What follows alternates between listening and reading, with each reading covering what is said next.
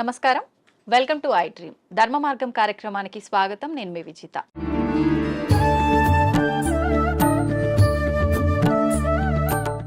సాధారణంగా మనిషి యొక్క ఆయుష్ అనేది 100 ఏళ్ళు 100 సంవత్సరాలు అని చెప్పి మనందరం కూడా వాడుక భాషలో మాట్లాడుకుంటూ ఉంటాము.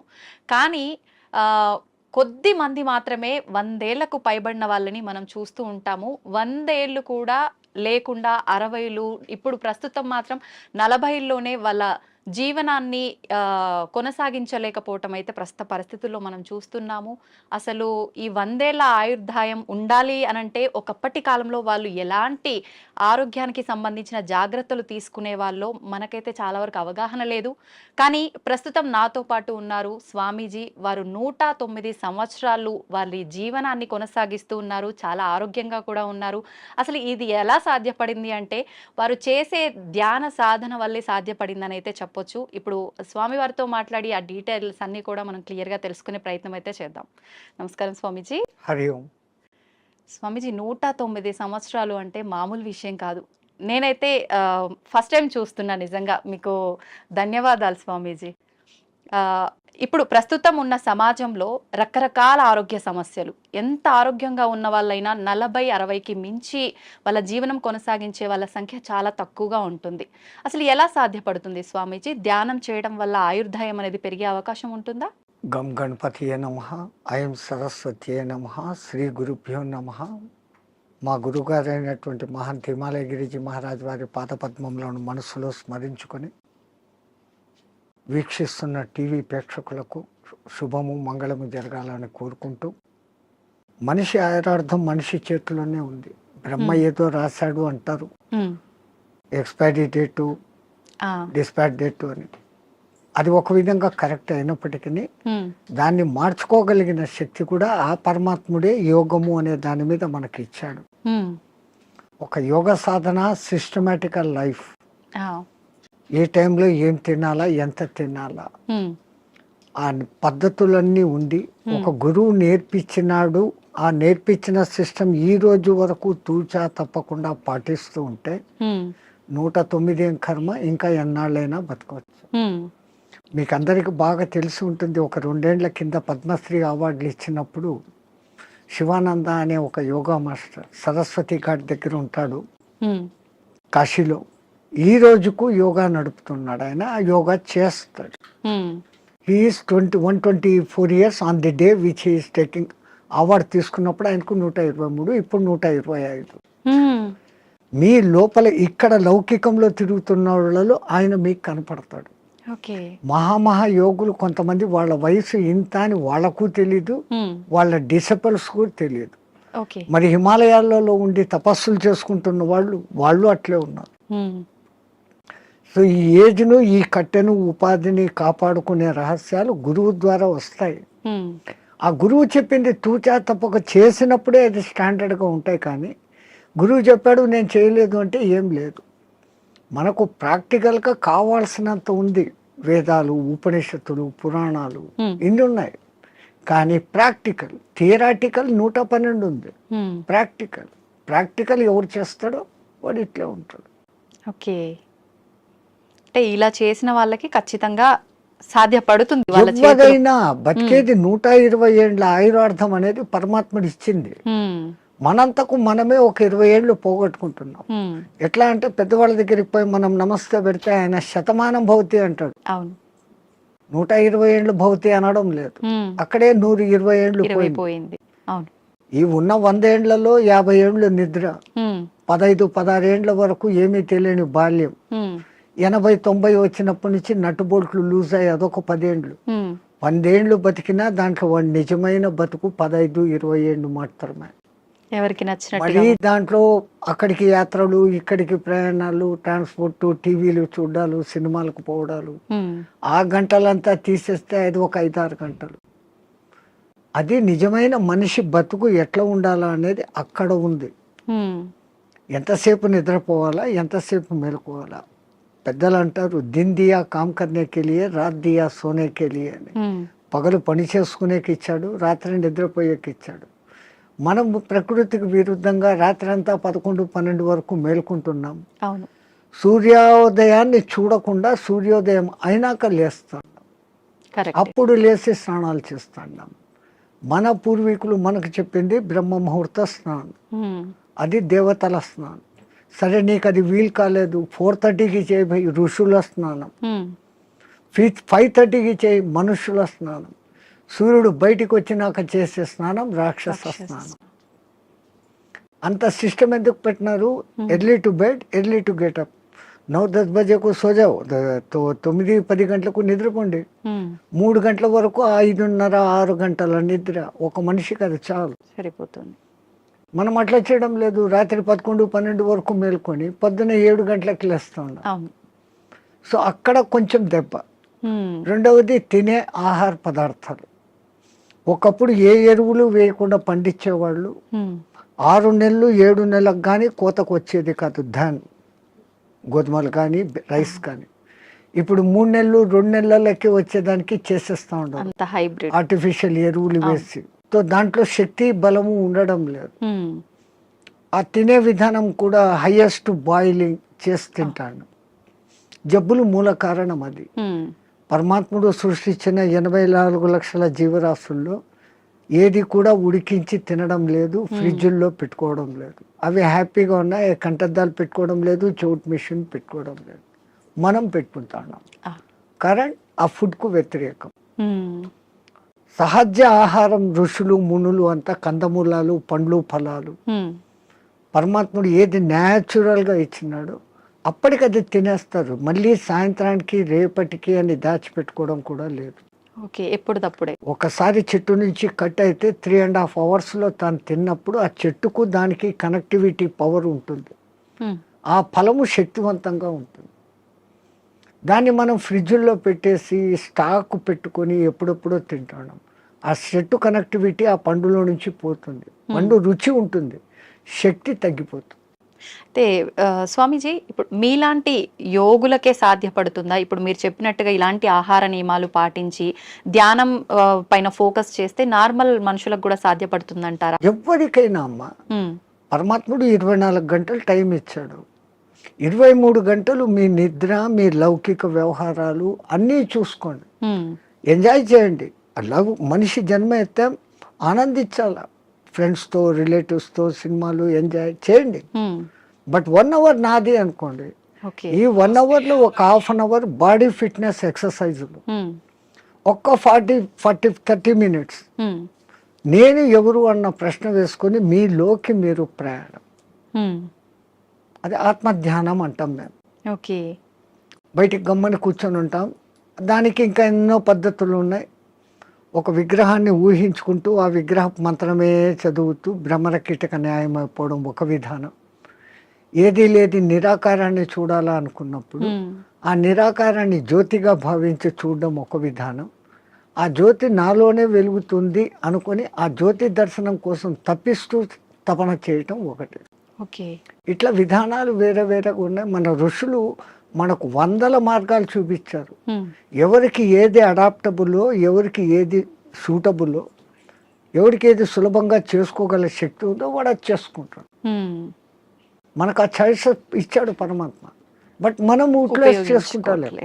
ఓకే, అయితే స్వామీజీ, ఇప్పుడు మీరు ఆధ్యాత్మిక మార్గం వైపు వెళ్ళటానికి, యోగిలా మారటానికి కారణం ఏంటి? మీ కుటుంబ నేపథ్యం ఏంటి?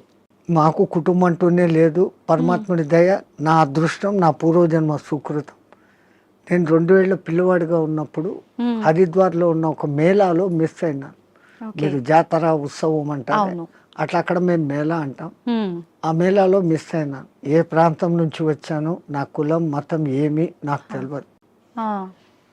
బై మిస్టేక్ తప్పిపోయినానో, మా తల్లిదండ్రులకు బరువై నన్ను వదిలిపెట్టారో, ఏ కారణమైనా నాకేదో పూర్వజన్మ పుణ్యం ఉండబట్టి మా గురువు గారు అనే మహంత్ హిమాలయగిరి మహారాజ్ వారు తన స్థానం రుద్రప్రయాగ నుంచి ఆ మేళాకు వచ్చి ఉండి నన్ను చూసి చేరదీశారు. ఆయనే విద్యాబుద్ధులు చెప్పించారు. ఆ తర్వాత ఆయన దగ్గరనే 7.5 ఏళ్ళు శిష్యరికం చేసిన తర్వాత, డిగ్రీ అయిపోయిన తర్వాత ఆ మహానుభావుడు ఆ 7.5 సంవత్సరాలలో ఈ కుండలిని విద్య, యోగము, పురాణాలు, ఇతిహాసాలు, వేదము, ఈ సాధనలు చెప్పి ధర్మ ప్రచారం నీ కర్తవ్యం. ఉమ్, దేశం ఎట్లుందో తెలుసుకోవాలంటే ముందు పాదయాత్రతో దేశమంతా తిరిగిరా, చార్ధామ్ దర్శన్ అన్నారు. ఉమ్, బడా చార్ధామ్ అని ఒకటి, చిన్న చార్ధామ్ అని రెండు ఉన్నాయి. ఓకే. బద్రీ, కేదార్, గంగోత్రి అనేది చార్ధామ్ చోట. ఉమ్, బడాది బద్రీ నుంచి పూరి జగన్నాథ్, రామేశ్వరం, ద్వారకా. ఉమ్, ద్వారకా నుంచి స్వస్థానం అంటే ఉమ్, ఒక్క కాశ్మీర్ విడిచిపెట్టి మిగతా మన దేశం అంతా ఒక చక్కర కొడతాం. ఉమ్, ఈ పవిత్ర భారతదేశంలో ఎన్ని సాంప్రదాయాలు ఉన్నాయి, ఎంతమంది ఆహారపు అలవాట్లు ఉన్నాయి, ఉమ్, ఎన్ని వాతావరణ పద్ధతులు ఉన్నాయి. ఈ ఉపాధికి అవన్నీ అకష్టం కావాలా.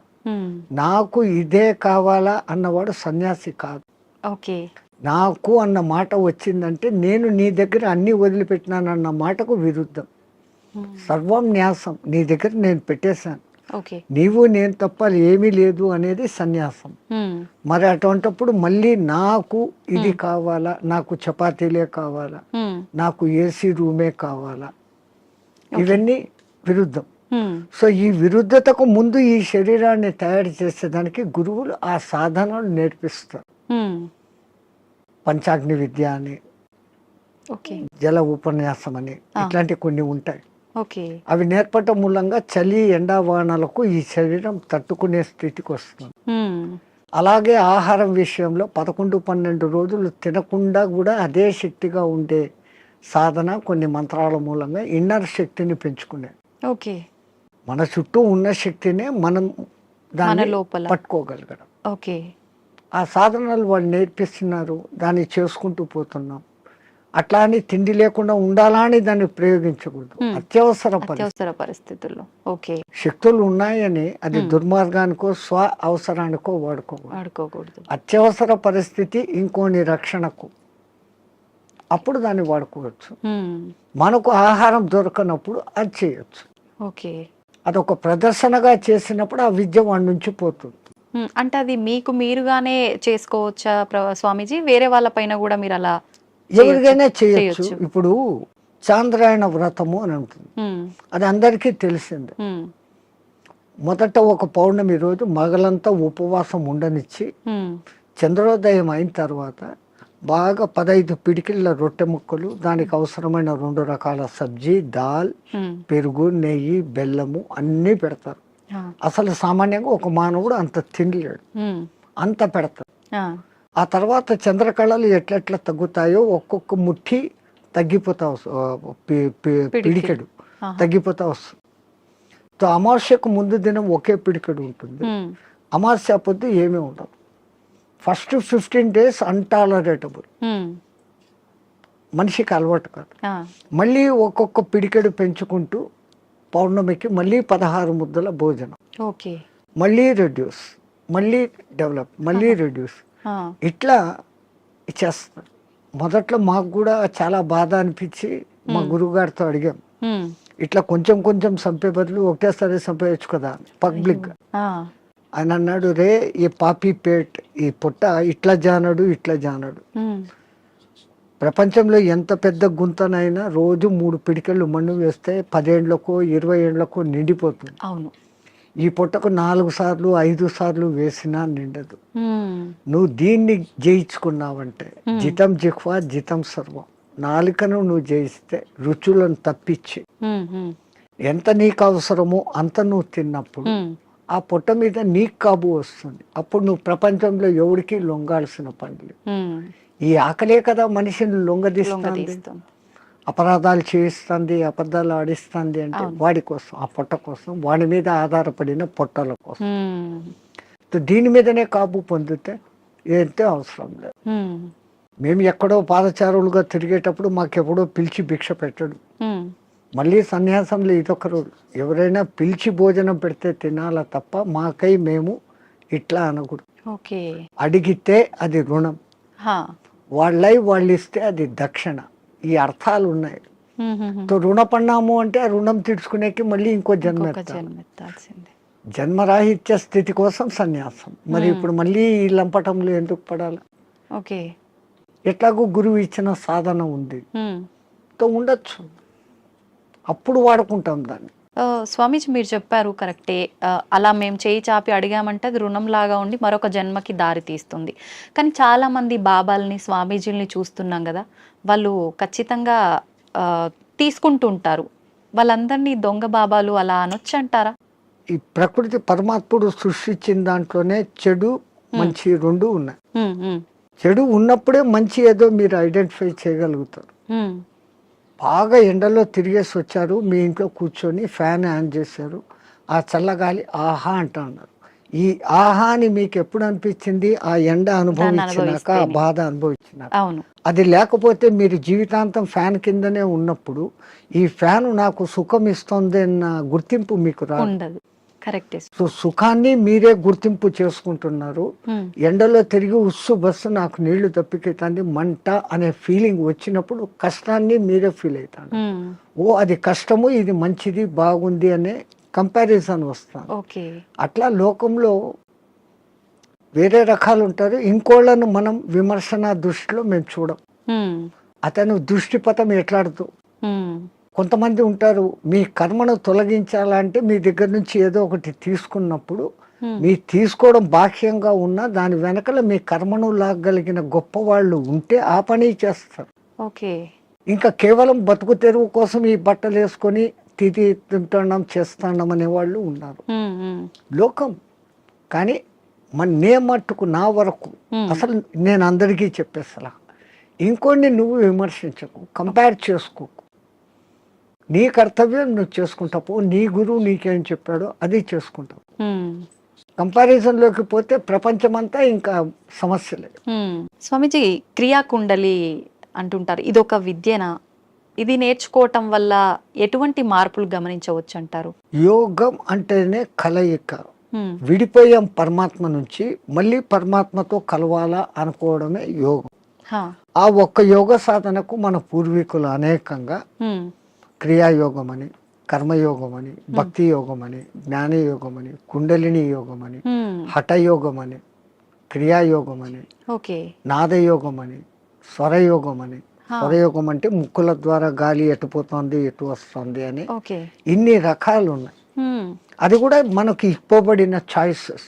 ఓకే. నీకు దేంట్లో నిష్ణాతత వరకు పోగలుగుతావు. ఇప్పుడు స్టడీస్లో తీసుకుంటే బిఏ అయినాక ఎంఏ, ఎంఏ అయినాక ఎంఫిల్, ఏమో అంతతో నువ్వు దాంట్లో పర్ఫెక్ట్. అవును. సో దీంట్లో కూడా ఫండమెంటల్స్ నుంచి ఆ స్థాయికి నువ్వు పోగలిగినప్పుడు యూ విల్ అచీవ్. ఓకే. ఎవరైనా కానీ అచీవ్ కావచ్చు. హ్మ్. చాయిసెస్. ఓకే. అట్లాంటి దాంట్లో ఈ క్రియాయోగం అనేది ఒకప్పుడు వైదిక కాలంలో ఉండేది, మధ్యలో లుప్తమైపోయాయి. హ్మ్.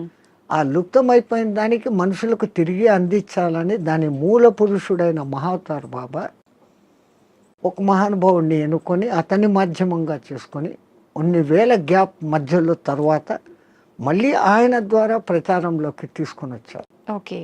ఆయన తీసుకొని వచ్చిన వాళ్ళలో క్రియాయోగం చేస్తే ఫలితం ఇట్లుంటుంది అని లోకానికి చూపించినోడు హ్మ్. ఒక యోగి ఆత్మకథ రాసినాడు కదా, ఓకే. పరమానంద. ఆయన హ్మ్. హ్మ్. ఆయన డెడ్ బాడీ 15 రోజుల వరకు చెడలేదు. హ్మ్. అది యోగి శక్తి. క్రియాయోగం చేస్తే, ఓకే. ఓకే. క్రియాయోగం చేస్తే దాంట్లో చేయాల్సిన దాంట్లో కఠినతరమైన సాధన ఏమంటే ఖేచరీ ముద్ర.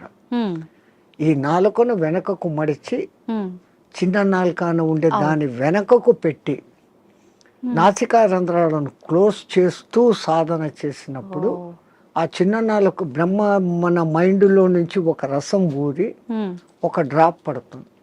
అది అన్నాహారాలకు నీటి దప్పికలను కానివ్వకుండా చేయటమే కాకుండా ఈశ్వరానుసంధాన శక్తిని కలుగజేస్తుంది. బ్రహ్మరంధ్రం యాక్టివేట్ అయ్యేటట్టు చేస్తుంది. షట్చక్రాలు యాక్టివ్గా ఉండేదానికి కారణభూతమైంది. షట్చక్రాలు ఎప్పుడు యాక్టివ్గా ఉంటాయో ఆ షట్చక్రాలు నియంత్రిస్తున్న ఇన్నర్ ఆర్గాన్స్ అన్ని యాక్టివేట్. దేహం ఆరోగ్యంగా ఉంటుంది, మనసు ఆరోగ్యంగా ఉంటుంది, ఆత్మ ఆనంద స్థితిలో ఉంటుంది. ఈ సాధన చేయడానికి ఎంత కాలం పడుతుంది స్వామీజీ? చాలా కష్టంతో కూడుకున్నదే కదా. దాన్ని బలవంతంగా ఆ నాలుకను సాగదీస్తూ వెనకున్న నరాన్ని కట్ చేసి లోపలికి తోసుకుంటూ తిప్పలు పడేదానికే 3-4 ఏళ్ళు అవుతుంది. అది బలవంతంగా చేసింది. పూర్వజన్మ సుకృతం ఉన్నప్పుడు, ఆ గురు కటాక్షం ఉన్నప్పుడు అది సహజంగా వెనక్కి వెళ్ళిపోతుంది. ఉమ్, అది ఎవరికి ప్రాప్తతో వాళ్ళకే. ప్రతి ఒక్కటి ఎవడు చేయాలంటే మనమంతా ధీరుబాని అంబాయిలు కాలేమే. ఉమ్, మన దేశంలోనే పుట్టాడు ఆయన, మన ఎదురుగానే పెరిగాడు, ఈ పొద్దు కోట్ల ఆస్తి. ఉమ్, మనం లేదు. అవును. సో ఎవరికి ఏది ఏది ఉందో అదే అది. కానీ సాధన సిస్టమేటికల్గా చేస్తే ఎవరైనా అద్భుతమైన క్రియాయోగి కాగలరు. ఓకే. ఇప్పుడు మీరు కూడా ఈ విద్యను నేర్చుకున్నారు కదా స్వామీజీ, మీకు ఎంతకాలం మాకు పట్టింది నేర్పించింది మా గురువు గారు కుండలిని విద్య. కుండలిని విద్య? ఓకే. అదే నేను చెప్తాను, ఇప్పుడు ఇన్ని అవునవును. యోగాలు ఉన్నాయి, ఉమ్, ఉమ్. దాంట్లో మా లైన్ కుండలిని యోగ సాధన. మీరు మీ గురువుగారి దగ్గర నేర్చుకున్నారు, మళ్ళీ మీరు మీకు శిష్యులు వాళ్ళకి సాధన నేర్పించడం ఇలాంటివి చేస్తుంటారా స్వామీజీ? ఎందుకంటే మొట్టమొదట నేను గురువు అనిపించుకోవడం నాకు ఇష్టం లేదు. ఓకే. ఎందుకని? అందరూ గురువులే. ఆ, పత్రిజీ అంటారు, ఆ, you are masters, I'm also master, you are gods, I'm also god అంటారు. ఆ, సో అందరిలో అదే ఉన్నప్పుడు నేను ఏదో నేర్పిస్తాను అనే అహంకారం కాదు. నాకైతే తపన ఉంది, ఉమ్, నేను బాగున్నాను, నాలాగా మీరు ఉండండి. ఉమ్, కానీ ఆ చేసే ప్రాసెస్ అందరూ అట్లా చేయలేరు. ఆ క్రియలు ఉంటాయి, ఉమ్, క్రియల తర్వాత 3 బంధాలు అనేటివి ఉంటాయి, ఉమ్, పూరక కుంభక రేచకాలు అనేది ఉంటాయి. ఇవన్నీ చెప్తున్నప్పుడు బాగా వింటారు, ఉమ్, ప్రాక్టికల్ అది ఉండదు. థియరాటికల్గా నేను వాళ్ళకి పూర్తి అర్థమయ్యేటట్టు చెప్తా వాళ్ళ భాషలో. ఉమ్, బట్ చెప్పిన తర్వాత ఆ రోజు చాలా బాగుంది అంటారు, నెక్స్ట్ డే దాన్ని చెయ్యరు. ఉమ్, వీళ్ళందరూ ఎట్లున్నారంటే ఈ కాలంలో ఈ పొద్దు వినేయాలా, రేపటికంతా నాకు వచ్చేయాలి. వింటే రాదు కదా. Practical, practical, everything practical. Okay. Swamiji, మీరు ఇన్ని సంవత్సరాలుగా రకరకాల మార్పులు సమాజంలో కానీ మనుషుల్లో కానీ చూస్తూ వచ్చారు కదా, ప్రత్యేకించి చెప్పాలి అని అంటే ఎక్కువగా మార్పు చెందిన విషయాలు ఏంటి? స్వాతంత్రం రాకముందే చాలా బాగుండిందమ్మ దేశం. ఉమ్, ఇంత క్రూరత అనేది అప్పట్లేదు. హా, అప్పుడు వాళ్ళ పోలీసింగ్ చాలా తక్కువ అయినా ఉమ్, బ్రిటిష్ వాళ్ళు పద్ధతిగా ఉన్నారు. కానీ వాళ్ళది వాళ్ళు ప్రచారం చేసుకునేకి మన గురుకుల వ్యవస్థను ధ్వంసం చేసి ఉమ్, ఈ ఇంగ్లీష్ ఏబిసి కాన్వెంట్లు పెట్టారు. అవును. సో వాళ్ళ ప్లాన్ మన సంస్కృతిని ధ్వంసం చేస్తే మనం పోతాము. కానీ మన సనాతన ధర్మ సంస్కృతి అజరామరం, ఎవడు దాన్ని ఏమీ చేయలేదు. ఉమ్, 1000 ఏళ్ళు ప్రయత్నం చేశాడు, ముస్లిమ్స్ కాలేదు. అవును. 400-500 చేసిన ఈ బ్రిటిష్ వాళ్ళ చేత కాలేదు. ఉమ్, ఈ పొద్దుకు అది అజారామరంగా ఉంది. ఎందుకంటే మనది గురు శిష్య పరంపర, ఉమ్, అది ఎక్కడా పోదు. ఓకే. ఇప్పటికీ కేరళలోను ఉమ్, కాశ్మీర్లోను ఉన్న బ్రాహ్మిన్స్, నంబుద్దిడి బ్రాహ్మణ్స్ అని ఉంటారు. ఉమ్, వాళ్ళ వేద పఠన విధానం, ఉమ్, వాళ్ళు వేదాన్ని కాపాడుకుంటూ వస్తున్నారు. ఓకే. పుస్తక రూపంలో వీడు కాల్చేశాడు, అవును, మస్తకాన్ని ఎక్కడ కాలుస్తావు? అవును, ఏం చేయలేదు. మస్తకంలో పెట్టుకుని తరతరాలు అందిస్తున్నారు. కాబట్టి మన దేశం ఈ రోజుకు అలాగనే ఉంది, భవిష్యత్తులోనూ అలాగనే ఉంది. ఓకే. ఒకప్పటి రోజుల్లో చూస్తే ఆడవాళ్ళకి చాలా ప్రత్యేకత, గౌరవం ఉండేది. ప్రస్తుత సమాజంలో అది అసలు కనుమరుగైపోయిందనే చెప్పాలి. మనుశాస్త్రంలో నా స్త్రీ స్వాతంత్రం అర్హసి అన్నాడు అని దాన్ని ఏదో తప్పుగా లోకం చెప్తా ఉంది. ఉమ్, ఆయన ఆ మాట అన్న తర్వాత దాని వెనకాల ఎంత ఎక్స్ప్లెనేషన్ ఇచ్చాడో అది చదవరు. ఒక అమ్మాయిని తండ్రి, అన్నదమ్ములు ఉమ్, అపురూపంగా రక్షకులుగా ఉండాలి.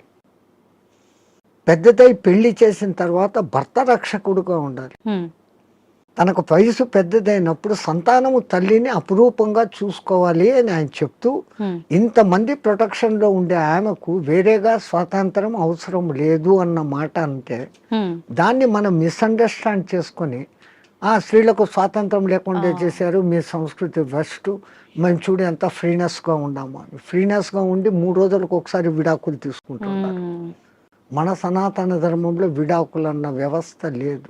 అవును. ఒక్కసారి పెళ్లి చేసుకుంటే జీవితాంతం వాళ్ళిద్దరూ కలిసిమెలిసి ఉండాలా అన్నంత వ్యవస్థ పెట్టారు.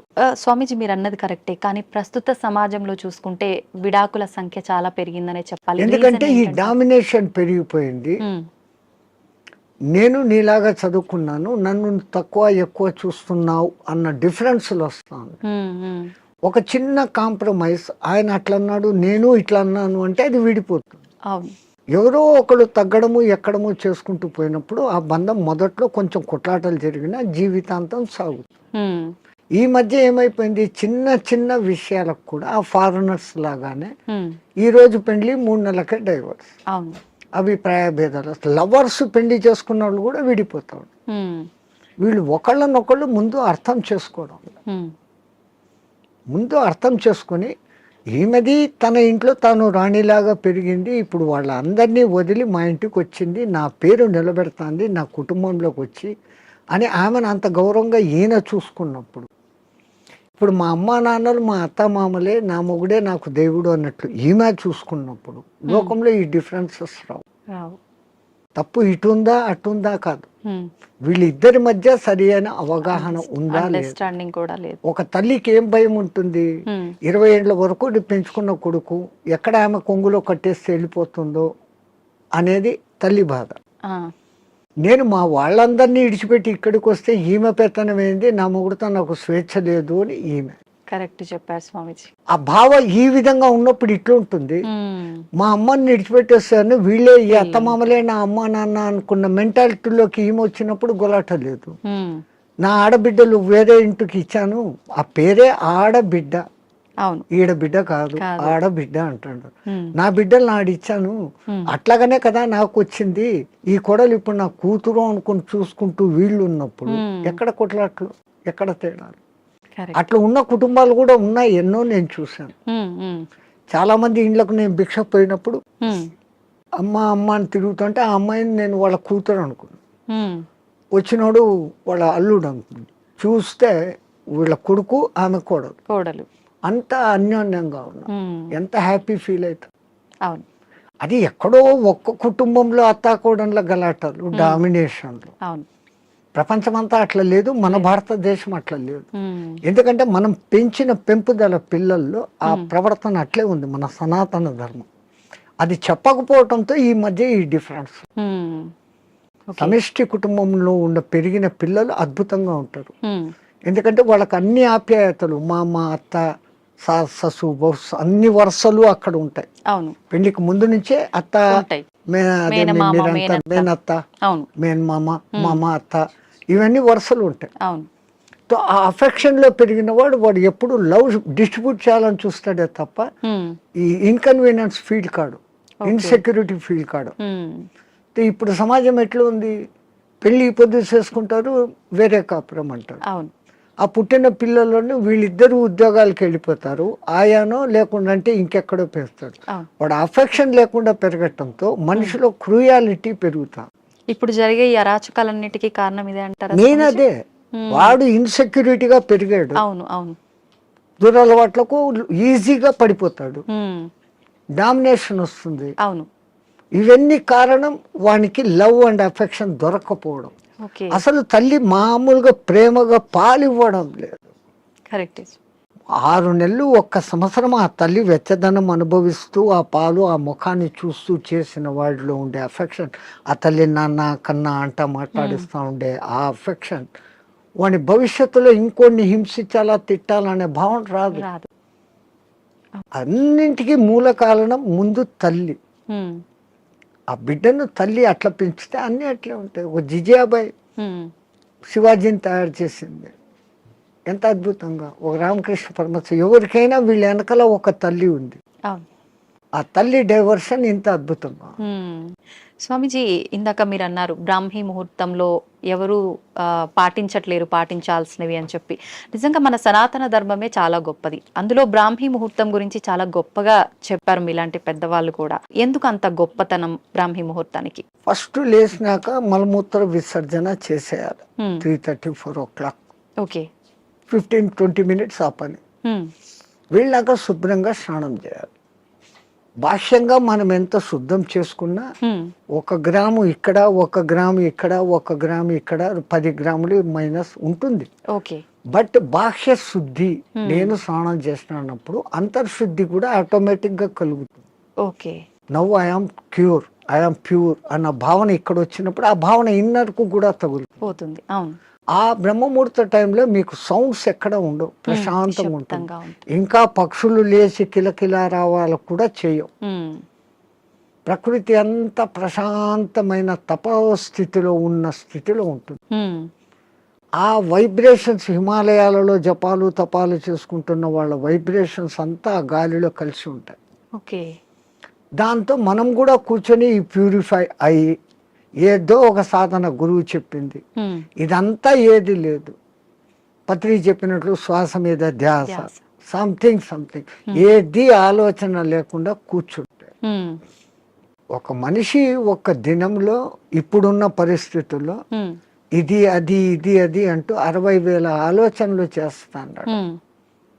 సముద్రంలో అలలన్నా ఏ పొద్దున్నా అలసిపోయి గమ్మనైతాయేమో కానీ ఈ మనోతరంగాలు అలవడం లేదు. One after one. ఈవెన్ మీరు నిద్రపోయినా నిద్రలో 5 గంటల సేపు మనసే పనిచేసి కలలు చూపిస్తుంది. అవును. ఆ 1 గంట సౌండ్ స్లీప్. అది మన నిజమైన తత్వం. అక్కడ మనం ఆత్మతత్వంలో ఉన్నాం. బట్ ఆత్మతత్వంలో ఉన్న మన సంగతి మనకు అప్పుడు తెలీదు. లేచిన తర్వాత I had a sound sleep అంటాను. సో ఈ సాధన ఉపాసనలు మన పెద్దవాళ్ళు నువ్వు మేలుకొని సుషుప్తి స్థితిలోకి పో అనేదానికి ఈ సాధనలు వ్యవహారాలు. ఓకే. అయితే ఇప్పుడు సాధనలు ఇవన్నీ చేయలేని వాళ్ళు, నార్మల్ వాళ్ళు ఇప్పుడు బ్రహ్మీ ముహూర్తంలో ఇలాంటి పనులు చేయాలి, అలాంటి పనులు చేయాలి, అసలు కరెక్ట్ బ్రాహ్మీ ముహూర్తం అంటే ఏ సమయం నుంచి ఏ సమయం వరకు? అదే చెప్పాను కదా, 3 to 3:45 దేవతల టైం. ఓకే. 3:45 to 4:45 ఋషుల టైం. 4:45 to 5:45 మానవుల టైం. ఓకే. ఆఫ్టర్ దట్ రాక్షసుల టైం అన్నట్టు. ఇప్పుడు ప్రతి ఒక్కరూ రాక్షసుల టైంలోనే అన్ని స్నానాలు. సూర్యోదయం అప్పుడు ఆ అరుణ కిరణాలు అని వస్తాయి కదా, దాంట్లో ఎన్నో రకాల మనకు ఆరోగ్యాన్ని ఉత్తేజాన్ని కలిగించే వేవ్స్ ఉంటాయి. అల్ట్రావైలెట్, ఇన్ఫ్రారెడ్, ఎలక్ట్రోమాగ్నెటిక్, దానికి ఏమో ఇప్పుడు ఈ పేర్లన్నీ పెట్టారు. అప్పుడు సూర్యుని 7 వర్ణాలకు కలుపుకొని దాంట్లో తెలుపులో 7 వర్ణాలు ఉన్నాయని మన వాళ్ళు గుర్తించి చేస్తాడు ఆ సాధన, వర్ణ సాధన. ఇప్పుడు అదే కలర్ థెరపీ అని మళ్ళీ బయటకు వచ్చింది. రంగు బాటళ్ళలో నీళ్లు పెట్టి సూర్యుడి దగ్గర పెట్టి బయట ఎండలో 7 రోజులు అట్లా పెట్టిన నీళ్లు తాగితే ఆ కలర్కు సంబంధించిన జబ్బు ఉన్న వాళ్ళకి క్యూర్ అవుతారు. ఒక్క సూర్యుడు ఆరోగ్య ప్రదాత అని మన వాళ్ళు చెప్పారు. దాంట్లో నుంచే ఇన్ని వస్తుంది. ఇప్పుడు మన భూమి మీద పెరుగుతున్న మూలికలు అన్నీ పెరుగుతున్నాయంటే సూర్యుడు ఆధారం. నైట్ పూట తన సూర్యకిరణాలనే చంద్రుని మీదకి పంపించి అక్కడి నుంచి రిఫ్లెక్ట్ అయ్యి అది ఔషధులకు శక్తిని ఇస్తున్నాడు సర్కిట్. ఓకే. సో అందుకే మన పూర్వీకులు గుర్తించి ఆరోగ్యం భాస్కరాది చేత అన్నారు. ఆరోగ్యం సూర్యుని చేతిలో ఉంది. ఓకే. స్వామిజీ, ప్రాణాయామం ఇది చేసే వాళ్ళు ఎక్కువ కాలం జీవించే అవకాశం ఉంటుందంటారు కదా? 100%. పూర్వీకులు చెప్పిన లెక్క 21,600 రెస్పిరేషన్స్, 21,600 హంస జపం సాధారణంగా ఎవడో చేసేస్తాను ఇన్వాలంటరీ. అప్పుడు ఆ ఊపిరితిత్తులు ఇంతే పని చేస్తుంది. ఇట్లా తీసుకుంటున్నాం, ఇట్లా వదిలేస్తున్నాం. పరమాత్ముడు మనకు ఊపిరితిత్తులు ఇంత పని చేసేకి ఇచ్చాడు. దాంట్లో 10th కాదు కదా, 1% కూడా మనం చేయడం లేదు. తీసుకుంటున్నాం, వదులుతున్నాం. తీసుకున్న గాలిని యూటిలైజ్ చేసుకోవడం లేదు, ఉపయోగించుకోవడం. ఆ దానికి ప్రత్యేకంగా ఈ పూరక కుంభక రేచకాలు అనే ప్రాణాయామ వ్యవస్థ పెద్దవాళ్ళు పెట్టారు. ఓకే. సంపూర్ణంగా ఊపిరితిత్తులు నిండేంతగా దీర్ఘంగా శ్వాస తీసుకొని ముక్కులు మూసేస్తాం. ఓకే. ఆ తర్వాత బలవంతంగా ఆ గాలిని మింగుతున్న ఫీలింగ్ చేసి కడుపులో కూడా గాలి పోతోంది అని చెప్పి మళ్ళీ ఒకసారి ముక్కులు ఓపెన్ చేసి ఇంకొంచెం తీసుకుంటాం. అంత గాలి తీసుకొని మన కెపాసిటీని బట్టి 30 seconds 40 secondsతో ఆరంభించి నెలలు సంవత్సరాలు గడిచేసరికి 2 minutes 2.5 minutes వరకు ఆ కుంభకంలో ఉంచినప్పుడు తీసుకున్న గాలి మొత్తం యూటిలైజ్ అయ్యి కణాలు ఇడిచిన కార్బన్ డైఆక్సైడ్ అంతా వచ్చి బయటకు వచ్చేస్తుంది. అది రేచకం.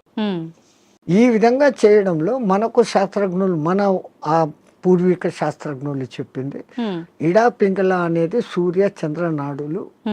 ఒక ముక్కు ద్వారా చల్లని గాలి బాడీలోకి వస్తుంది, ఒక ముక్కు ద్వారా వేడి. శరీరంలో శీతోష్ణాలు సమస్థితిలో ఉంది. ఆ రెండింటిని నియంత్రించగలిగినప్పుడు వాయువు ఈ 2 ముక్కులలో కాకుండా మనకున్న 72,000 నాడులలో 11 నాడులు ముఖ్యం. కండ్లకు పోయేది, చెవులకు పోయేది, ముక్కులకు పోయేది. ఓకే. ఇవన్నీ కాకుండా ఈ 11 మళ్ళీ సుషుమ్న అనేది మూలాధార చక్రం నుంచి సహస్రారం వరకు కనెక్టివిటీ కలిగిన ఒకే ఒక్క నరం. ఓకే. మిగతాది కొన్ని చోట్ల వచ్చి కట్ అయిపోతాయి, ఎన్ని చోట్ల వచ్చి కట్ అయిపోతాయి. ఇది అఖండంగా మూలాధారం నుంచి అక్కడ దాకా వస్తుంది. ఓకే. దాని లోపలికి గాలి ప్రవేశం చేసినప్పుడు అక్కడ జరిగే సంచలనం మనిషికి దీర్ఘాయుష్. అసలు ఈ ప్రాణాయామం చేస్తేనే దీర్ఘాయుష్. కారణం మామూలు మనిషి ఒక నిమిషంలో 15 రెస్పిరేషన్లు తీసుకుంటే నేను నిమిషం సేపు గాలిని బంధించగలిగినాను అంటే నాకు 15 రెస్పిరేషన్లు సేవ్డ్ కదా. It is in my bank account. Okay. ఒక్క ప్రాణాయామంలో నేను 15 ఊపిర్లు మిగిలిపెట్టుకుంటే 1 గంట సేపు చేస్తే అంటే 60 నిమిషాలు ఇంటూ 15 900 వాయువులు. ఒక 10-11 దినాలు చేస్తే 9,000 21,000 వచ్చేదానికి ఒక 10 రోజులు 1 నిమిషం చేస్తే 10 దినాల తర్వాత నాకు 1 దినం ఆయుష్ పెరిగింది. It is in my hands. So అదే నేను 2 నిమిషాలు చేస్తే 5 రోజుల్లోనే నాకు 1 రోజు ఆయువు పెరిగింది. అది కారణం. ప్రాణాయామంలో అది రహస్యం. ఇంకా ఈ ప్రాణాయాన్ని ఇంకా బాగా డెవలప్ చేసుకొని ఇడా పింగళలో కాకుండా సుషుమ్నలోకి ప్రవేశం చేస్తూ ఎక్కిస్తూ ఆడిస్తూ ఉన్నప్పుడు ఏదో ఒక దినం మన అదృష్టము, ఆ గురు కటాక్షము, దైవానుగ్రహము ఉండి ఆ గాలి కుండలిని ప్రేరేపిస్తుంది. ఒక్కసారి కుండలిని ప్రేరణ చేసినాక ఈ ఆత్మతత్వం ఏం, సృష్టి రహస్యం ఏం, పరమాత్మ ఏం, నేను ఏం అన్న సంగతి వాడికే తెలిసిపోతుంది. ఇంకా అది బయటికి చెప్పుకునేందుకు కానీ ఆనంద స్థితిలోకి వాడు ఉంటాడు ఆ సాధకుడు. ఇది మామూలు వాళ్ళకి సాధ్యపడుతుందా స్వామీజీ? ఎవరికైనా, పశుపక్షాదులకు కూడా దేవుడు ఆ కుండలిని శక్తి ఇచ్చాడు. ఇప్పుడు మా ఫిజికల్ బాడీ తయారీలో మెదడు, చేతులు, కాళ్ళు, రెక్కలు, ఇంటర్నల్ ఆర్గాన్స్, గుండె, ఊపిరితిత్తులు అని మీకు ఫిజికల్గా ఎట్లా కనపడుతున్నాయో కనపడని అంగాలు, షట్చక్రాలు అనేటివి, నాడులు అనేటివి, అవి విశ్వశక్తి ప్రసారకాలు. నరాలలో రక్త ప్రసరణ, ఆక్సిడేషన్ ఇది జరుగుతుంది. మన వాళ్ళు ఈ 2 రకాలుగా చూశారు. అది వ్యవహారం. అక్కడ ఆ తేడాను గమనించి వాళ్ళు ఆ సాధనాలు చేశారు.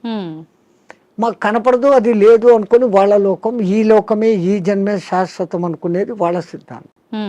మనకు జన్మలు ఉన్నాయి అన్నది మన సిద్ధాంతం. ఇప్పుడు చాలా మంది ధ్యానం చేయాలనుకుంటారు, కానీ మనసుని నియంత్రించుకోలేకపోతుంటారు. ఏకాగ్రత లోపిస్తూ ఉంటుంది, రకరకాల ఆలోచనలు కదులుతూ ఉంటాయి. ఎలా నియంత్రించుకోగలుగుతారు స్వామీజీ? మనసుకు ఒక్క డ్యూటీ అప్పచెప్తే పాపం మనసు ఏం చేస్తుంది? గమ్మన ఉన్నప్పుడు 112 ఆలోచనలు చేస్తాను. ఇప్పుడు మీరు కుట్టు పని చేస్తారు, మిషన్ మీద కూర్చున్నారు, మీకు కుట్టు పని తెలుసు. ఇన్వాలంటరీగా మీరు ఆ బట్ట అక్కడ పెడతారు, ఎట్లా పొడి చేయాలో చేస్తారు, కాళ్ళు కదుపుతూ ఉంటారు, కుట్టు మిషన్ నడుస్తుంటుంది, కళ్ళతో చూస్తుంటారు, కుట్టు పోతుందా లేదా పోతుంది. ఇదంతా ఎట్లా వచ్చింది? ఒక ప్రాక్టీస్, ఒక దినంలో రాదు. సో అక్కడ మీరు మనసంతా ఎక్కడ పెట్టారు? కుట్టు లైన్ గా పోతుందా లేదా అనేదాన్ని. ఇంకోటి ముగ్గులు వేస్తారు బయట, మీరు 5 చుక్కలు ఇట్లా పెట్టాలా, 3 ఇట్లా పెట్టాలా ప్లాన్. ఈ ఒక్క లైన్ తో అన్నిటినీ ఇట్ట తిప్పి ఇక్కడికి తీసుకొని వస్తారు. మీ ఆంధ్రాలో రథం ముగ్గు అని వేస్తారు, అన్ని చుక్కలను ఒక్క లైన్ తో కలుపుతారు. సో అక్కడ వాళ్ళ కాన్సన్ట్రేషన్ అంతా ఎక్కడుంది? నేర్చుకున్నప్పటి నుంచి ఎట్ట తిప్పారో, కళ్ళు అట్ట పోతుంటాయి, చెయ్యి అట్ట వెళ్ళిపోతా ఉంటుంది. సో ఈ కాన్సన్ట్రేషన్ మీరు అక్కడ పెట్టారు. అట్లే మనం ఒక్క దాని మీద కాన్సన్ట్రేషన్ పెట్టినప్పుడు మనసు ఆ టైంలో మీకు 2వ ఆలోచన ఏముంది? ముగ్గు వేస్తున్నప్పుడు మా మామ అట్లా అన్నాడు, మా కొడుకు ఇక్కడ పోయినాడు, ఇవన్నీ ఆ టైంలో లేదు. టిఫిన్ చేయాలా, అది నథింగ్. సో అక్కడ ఐడియల్ అయిపోయింది. సో ఒక్క పర్టికులర్ డ్యూటీ మనసుకు అప్పచెప్పతే ఆ మనసు అదే చేస్తాం. అందుకే మన పూర్వీకులు ఒక తమాషా ఎగ్జాంపుల్ చెప్తారు. ఎవరో ఒక ఆయన తపస్సు చేశాడు, దేవుడు ప్రత్యక్షమైతే నా అన్ని పనులు చూసుకునేదానికి ఒక సెక్రటరీని నాకు అపాయింట్ చేయి. వాడు దేవుడే ప్రత్యక్షమైతే వాడు ఇట్లాంటి వరం అడిగాడు. అది కూడా నేను చెప్పంగానే చేసేయాలా అన్నాడు. డేంజర్ రా, నువ్వు ఎప్పుడు దానికి పనులు చెప్పలేవు, అది పనులు చెప్పకపోతే నీకే తినేస్తుంది అని. నో ప్రాబ్లం, నేను ఎప్పుడు పనులు చెప్తాను దానికి అన్నా. ఆ, ఆ దెయ్యం ప్రక్షేపమైంది. నాకు ఒక 6 అంతస్తులు బిల్డింగ్ కట్టు అన్నాడు. ఉమ్, 6 అంతస్తులు బిల్డింగ్ కట్టేదానికి 2-3 ఏళ్ళు అవుతుందని వీడు అనుకున్నాడు. ఆ, అది పట్టు అనింది, బిల్డింగ్ తయారైపోయింది. ఉమ్, మహారాజ్ ఇంకేం పని అనింది. కుక్కర్ కావాలా, ఫ్రిడ్జ్ కావాలా, బెడ్ కావాలా, ఏసీ కావాలా. ఉమ్, వీడు ఇట్లా అడుగుతున్నాడు, అక్కడక్కడ అన్నీ వచ్చేస్తాను. వచ్చేస్తా ఉన్నాయి. ఓకే. ఇంక ఏం అడిగేదానికి లేకుండా పోయింది. ఉమ్, ఇంకా దానికి పని చెప్పకపోతే వీడి పని పడుతుంది. అంతే. అప్పుడు వాడు గురువు దగ్గరికి పోయినాడు. ఉమ్, మహారాజ్ బుద్ధి లేక నేను ఇట్లాంటి వరం అడిగినాను, ఇది ఇట్లా చేస్తుంది అనుకోలేదు. What am I to do, క్యా కర్నా మై? ఆ, అరే ఉస్ బూత్ కో ఇతర లేకే ఆ దేయాన్ని ఎక్కడికి తా అన్నాడు. ఆ, అది వచ్చింది. మా గురువు చెప్పిన పని చేయను, దానికి కమాండ్ అన్నా. ఉమ్, అది ఇంకోటి మాట, వీడి మాట వినాలి కదా. అవును. వీడు చెప్పినాడు, మా గురువు చెప్పినట్టు చేయన్నాడు. ఉమ్, ఓకే మహారాజ్, గురు మహారాజ్ ఏం చేయమంటారు అని. ఆ, అక్కడ ఒక తాటి చెట్టు ఉండేది, దాన్ని ఎక్కువ దిగు అన్నాడు. అది ఈ రోజుకు ఎక్కి దిగుతానే ఉంది. ఆ, సో టెక్నిక్ అవును. అట్లా ఇదే దృష్టి, మనం ధ్యాస, నేను చెట్టు ఎక్కుతున్నాను, ఈ చెట్టులోకి శ్వాస ఎక్కి దిగుతా ఉంది.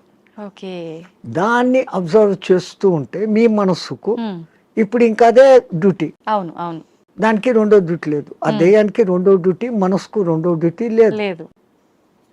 ఈ ఎక్కి దిగడం గమనించడం, ఉమ్, అదే ప్రాణాయామ ప్రక్రియలో కూడా. ఓకే. దాన్ని మంత్రంతో జోడించి చేస్తే ఇంకా శక్తివంతం. ఓకే. మన బాడీలోని కణకణము మంత్రబద్ధమైతూ ఒకానొక దినానికి ఈ మాంసపిండం మంత్రపిండం కాగలుగుతుంది. ఉమ్, మంత్రంతో అనుసంధానం చేస్తారు. ఓకే. మంత్రాలు చదవలేని వాళ్ళు ఉంటారు, ఉమ్, మాకు మంత్రాలు ఇష్టం లేదు, మేము మతం కాదు అనేవాళ్ళు అంటే ఉంటారు. మంత్రం ఎవరికి వాళ్ళు చెప్పుకోవాలా స్వామిజీ? ఉపదేశం తీసుకోవాలా గురువుల దగ్గర నుంచి? అందుకే గురువు అవసరం, గురు బినా విద్యా నహి అని. ఆ, కొన్నాళ్ళు ఆయన దగ్గర శిష్యరికం చేసినప్పుడు వీడు దేనికి సూటబుల్, ఉమ్, నేను ఇచ్చే విద్యను వీడు సద్వినియోగం చేస్తాడా, దుర్వినియోగం చేస్తాడా. ఉమ్, అందుకే పాతకాలంలో కొన్నాళ్ళు నా దగ్గర సేవ చేయి అంటారు. ఉమ్, మన మెంటాలిటీ అర్థమవుతుంది. ఓకే. వాడు సిడ్ఫిరా అయితే గనక నేనేం నీ దగ్గర సేవ చేసేది, నాకు ఇంత పైసా ఉంది అంటాడు. ఆ, ఆ వినయత ముందు మనిషిలో ఉండాలి. ఉమ్, ఆయన దగ్గర ఈ పని చేస్తే నాకు మంచి జరుగుతుంది అనే విశ్వాసం ఉండాలి. ఉమ్, ఈ రెండు ఉన్నప్పుడు ఆ గురువు గాడిదను చూపించి ఇది దేవుడు, దీన్ని పూజ చేయంటే చేసినప్పుడు ఆ గాడిదలోనే నీకు దేవుడు కనపడుతుంది. ఓకే. పైలా విశ్వాస ప్రథం సోపాన్. విశ్వాసం అనేది అన్నిటికీ ఉండాలి. మించిన శక్తి. ఓకే. ఇక్కడ ఒకటి అచీవ్ చేయాలనుకున్నప్పుడు దాని మీద నేను చేయగలనా లేదా ముందే డిసిషన్ తీసుకోండి. ఉమ్, గురువు ఒక మంత్రం ఇచ్చాడు, ఈ అనుష్ఠానం ఇట్లా చేయాలా, రోజు లేచి ఈ అగ్ని తర్పణాలు చేయాలా, ఉమ్, ఇవన్నీ నేను చేయగలనా లేదా అనుకున్నప్పుడు గురుదేవా ఇయ్యండి అన్నారు. ఆ మంత్రం తీసేసుకున్నాను, నేను చేసుకోలేదు. ఉమ్, దాన్ని చేయాల్సిన రీతిలో చేయకపోయినప్పుడు ఏం ఫలితం? ఓకే. సైకిల్ మోటార్ మీ దగ్గర ఉంది, ఉమ్, దానికి పెట్రోల్ పోసేది పని ఉంది కదా. అవును. పెట్రోల్ పోకుండా నేను కొనుక్కున్నాను 1,00,000 పెట్టి పోవాలా, ఇది అంటే ఎట్లా పోతుంది? పెట్రోల్ పోయాలా, అవును. అప్పుడప్పుడు దానికి ఏదో ఆయిల్ పోయాలా, రిపేర్ మైనర్ రిపేర్స్ చూసుకోవాలా, ఉమ్, అప్పుడు ఆ బండి పోతుంది. ఓకే. లైక్ ది సేమ్ ఒక సిస్టమ్ ప్రాసెస్ అని గురువు చెప్పినప్పుడు ఉమ్, ఆ ప్రాసెస్ అంతా చేస్తున్నప్పుడు అది మిమ్మల్ని ఉద్ధరిస్తుంది. ఓకే. స్వామిజీ, హిమాలయాలు అనగానే మనకు అక్కడ ఇలా కొన్ని ఏళ్ల పాటు ధ్యానం చేసే వాళ్ళు ఉంటారని చెప్పి వింటుంటాం. నిజంగా అలాంటి వాళ్ళు ఇప్పటికీ ఉన్నారంటారా? 100% ఎంతో మంది. ఆ హిమాలయాలు అనే దానికి ముందు మా అనే అక్షరం పెట్టుకొని చదవండి. మహిమ ఆలయాలు. ఓ, మన దేశం మొత్తంలో చాలా కొద్ది ఆలయాలు ఉన్నాయి. ఉమ్, ఆ లయాలు అంటే అందులో లయం. ఉమ్, హిమ ఆలయం అంటే హిమములో లయం కావడం. హిమం అంటే ఏంటి? మంచు. మంచు. నీటికున్న 3-4 లక్షణాలలో ఉమ్, ద్రవస్థితి, ఘనస్థితి, అవును. ఆవిరి స్థితి, ఉమ్, దాని తర్వాత ప్లాస్మా స్థితి. ఉమ్, ఇది ఏది కానిది మంచు స్థితి. ఓకే. అది అట్లా నీళ్లు కాదు, ఉమ్, ఇట్లా ఘనాకార ఐస్ కాదు. మంచును బాగా ప్రెస్ చేస్తే అప్పుడు మీకు ఐస్ అవుతుంది. అవును. ఇది మధ్యస్థ స్థితి. మధ్యస్థ స్థితి. మంచు అంటాం, హిమము అంటాం. ఉమ్, నిజంగా దానికి మహిమం, మహిమం, ఓకే. మహిమ కలిగిన పదార్థం. ఉమ్, అది అక్కడంతా వ్యాపించి ఉంటుంది. ఆ మంచి చల్లని వాతావరణము, కొన్ని రకాల ఔషధి మొక్కల నుంచి వచ్చే గాలి, మన పూర్వీకులు తపస్సు చేసిన వాళ్ళ యొక్క వైబ్రేషన్స్, ఓకే. దేవతలు కూడా అక్కడ తపస్సు చేశారు, గొప్ప గొప్ప ఋషులు తపస్సు చేశారు, ఇప్పుడు చేస్తున్న వాళ్ళు ఉన్నారు. వాళ్ళ యొక్క వైబ్రేషన్స్ ఆ ఏరియాలో ఉంటాయి కాబట్టి మనం తొందరగా దానికి అకష్టమవుతాం. అందుకని అవి ఎప్పటికీ హిమ ఆలయాలు అందులో లయం అయ్యేదానికి చూపిస్తూ ఉండే మార్గాలు. స్వామీజీ, వాళ్ళు అలా కొన్ని ఏళ్ల పాటు ధ్యానంలో ఉన్నప్పుడు ఆకలి దప్పికలు నిద్ర ఏమీ ఉండవు, అలా ధ్యానంలోనే ఉండిపోతారంటారు కదా. అలా ఉండడానికి అంటే వీళ్ళు ఎన్ని ఏళ్ల పాటు వాళ్ళు సాధనమ్మా. ఏది ఇప్పుడు నేను చెప్పాను, ఏది సాధించాలన్నా సాధన. మీ తెలుగులో సింపుల్ పద్యం, సాధనతో పనులు సమకూరు ధరలోన విశ్వదాభిరామ వినరు. సాధన దేనికి కూడా, ఏది చేస్తే కూడా సాధన. స్వామిజీ, మన సనాతన ధర్మంలో ఓంకారానికి చాలా ప్రత్యేకత ఉంది. అది ఓంకారం కాదు, ఔంకారం. మీరు మనం పలకడమే దాన్ని తప్పు పలుకుతున్నాం. మనం మాట్లాడుతున్న ప్రతి మాటల్లో ఎక్కడో ఒక చోట అకారము, ఉకారము, మకారము ఉంటాయి. ఓకే. అకార ఉకార మకార అర్ధమాత్ర ఇది ఓంకార. అర్ధమాత్ర మకారం అన్నాడు, ప్లస్ ఆ. ఓకే. అర్ధమాత్ర అంటే ఔం అని ఉచ్చరించినప్పుడు అకారము ఉకారము రెండూ పలకబడి ఓంకారం దీర్ఘమవుతుంది. ఓకే. అకారం అన్నప్పుడు మీ స్థూల శరీరం, ఉకారం అన్నప్పుడు సూక్ష్మ శరీరం, ఓంకారం అన్నప్పుడు కారణ శరీరం. ఓకే. ఇంకో విధంగా చెప్పాలంటే అకారం అన్నప్పుడు జాగృత్ అవస్థ, ఉకారం అన్నప్పుడు నిద్రావస్థ, ఓంకారం అన్నప్పుడు సుషుప్తి అవస్థ. సుషుప్తిలో మనం ఆత్మస్థితిలో ఉన్నాం. మేలుకొని ఆత్మస్థితిలో ఉండేదానికి పరమాత్ముడు మనకి ఇచ్చిన అత్యంత గొప్పది, విశ్వమంతా వ్యాపించి ఉన్న శబ్దం ఏదైతే ఉందో అది ఓంకారం. ఓంకారం కాదు, ఓంకారం. అయితే మనం ఇప్పుడు మీరు చెప్పినట్టుగా చూస్తే ఎవ్వరం కూడా కరెక్ట్గా దాన్ని పలకట్లేదనే చెప్పాలి, సాధన చేయట్లేదనే చెప్పాలి. మరి అక్కడే గురువులు చెప్పేది ఈ వివరమంతా చెప్పి, ఒరే నాయనా ఇట్లా ఉచ్చారణ చేయన్నప్పుడు విశ్వమంతా వ్యాపించున్న ఆ శబ్దంతో మన శబ్దము అనుసంధానం అవుతుంది. సైంటిస్ట్ ఇప్పుడు రికార్డు చేశారు, సూర్యుడి నుంచి చూస్తున్న శబ్దము ఔం ఔం అని ఉంది, గెలాక్సీ సౌండ్ ఔం అని ఉంది, భూమి తిరిగే వేగపు సౌండ్, గ్రహాలు తిరిగే వేగపు సౌండ్ వేరే వేరే విధంగా వినపడుతున్నాయి, కానీ అంతంగా ఔం ఔం అన్న శబ్దమే ఉంది. సో దాన్ని ఇట్లా అట్టాడు చేసినప్పుడు ఔం ముక్కుల ద్వారా వదులుతున్నాం, మనం చేసేది ఓ అంటున్నాం నోటి ద్వారా. ఓడ అవును అవును అనేది రావడం లే. అవును అనే దాని పక్కన శూన్యం పెట్టినప్పుడు ఔం. అకార ఉకార మకారాలు మూడు పలకపడతాయి. ఇక్కడేం జరుగుతుంది, ఓ అంటున్నాం, నోటి ద్వారా గాలిపోతాం. సో మనం పూర్ణ ఫలితం పొందలేదంటే చిన్న పొరపాటు అక్కడ ఉంది.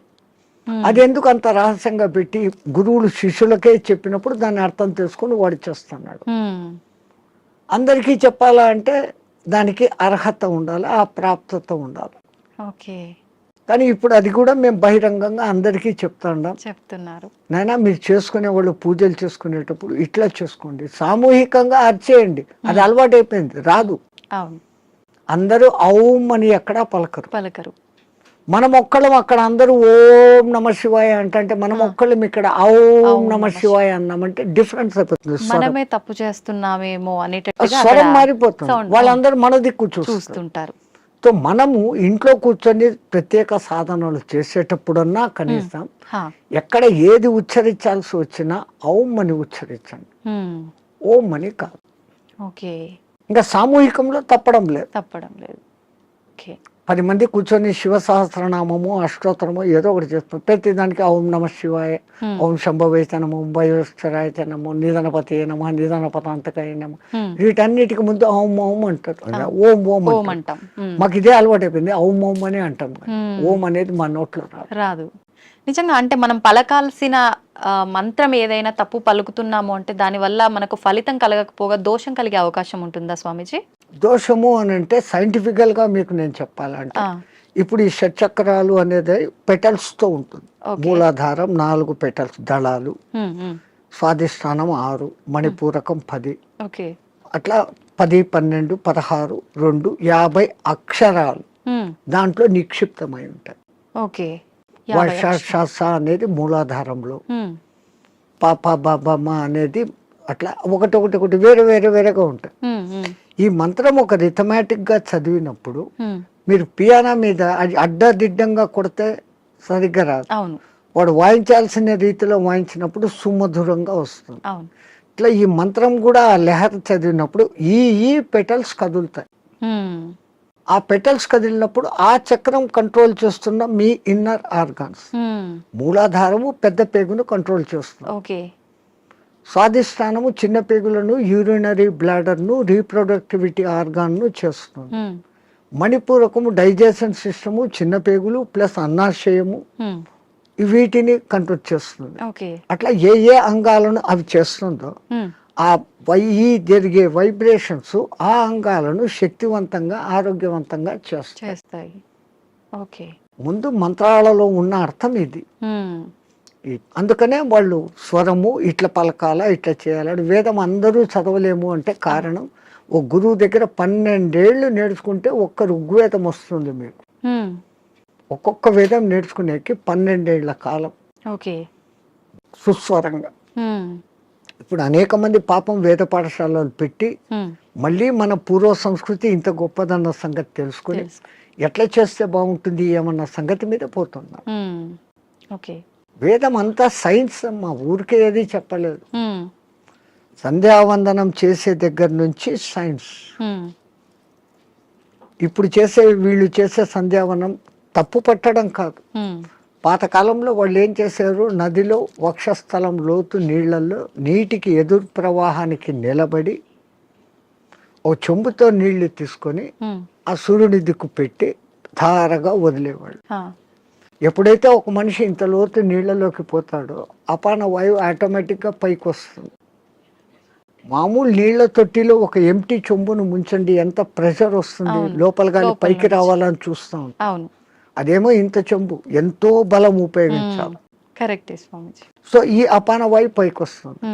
మనం చెంబు నీళ్లు తీసుకొని అన్నప్పుడు ప్రాణవాయువుని తీసుకున్నాం.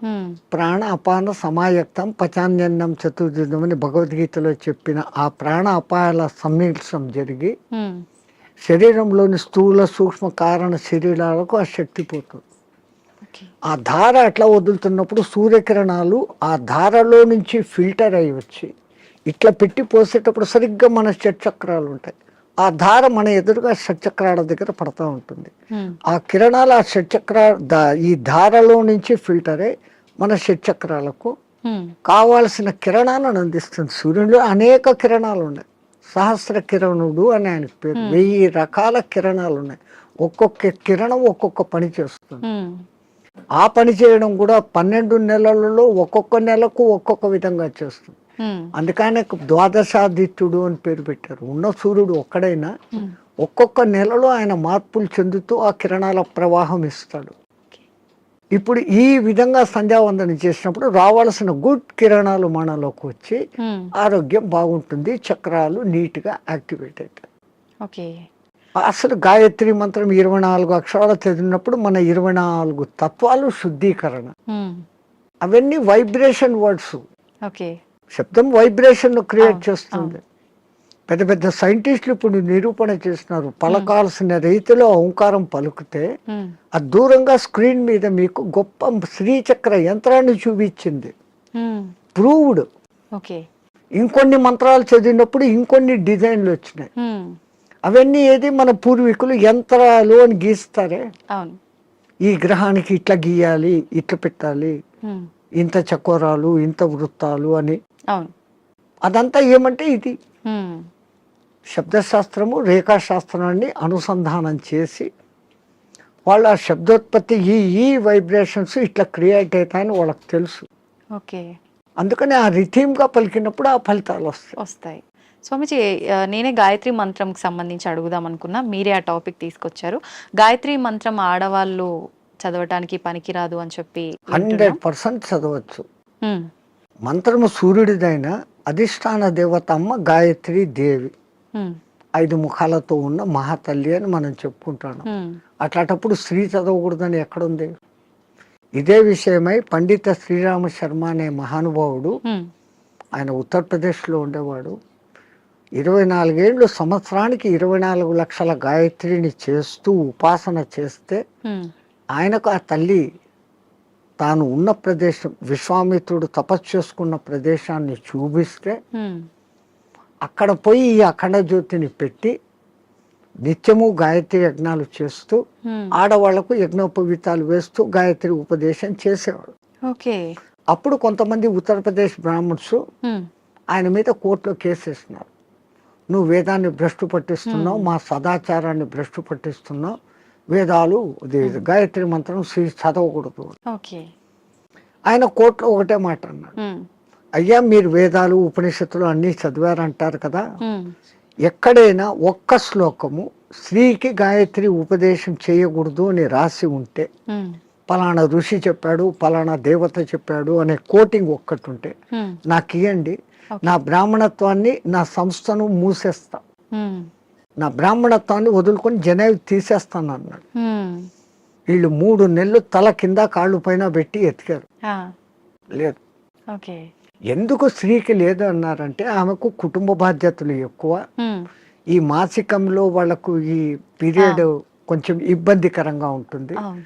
అప్పుడు ఆ అనుష్ఠానం ప్రకారం కనీసం న్యాయంగా గాయత్రి చేయాలంటే 24 ముద్రలు వేస్తూ, ఉమ్, ఒక్కొక్క ముద్ర వేస్తూ ఒక్కొక్కసారి గాయత్రి 24 అక్షర గాయత్రిలన్నా చేయాలి. ఓకే. మళ్ళీ దాంట్లో 3 రకాలు ఉన్నాయి. ఉమ్, ఒక్క గాయత్రి త్రిపద ఆ, 8 అక్షరాలతో ఉండాలి. ఓకే. అది అనుష్ఠుప్ ఛందస్సు అని ఇంకోటి ఉంది 32 అక్షరాలు, అది 4 పాదాలు ఉంటుంది, ఉమ్, ఉమ్, అది కూడా 8వ అక్షరాలుగానే వస్తుంది. ఉమ్, అదంతా ఒక రహస్యం. ఓకే. మళ్ళా నవార్ణవ గాయత్రి అని ఒకటి ఉంది, ఉమ్, అది చేయాలంటే అమ్మవారి నవార్ణవం అనే పూజలు ఎట్లా చేస్తామో దాంట్లో 9 ఔంకారాలు వస్తాయి. ఓకే. అవి ఎట్ట పట్టాలా, ఏది చేయకూడదు, అది బహిర్గతం చేయని విద్య.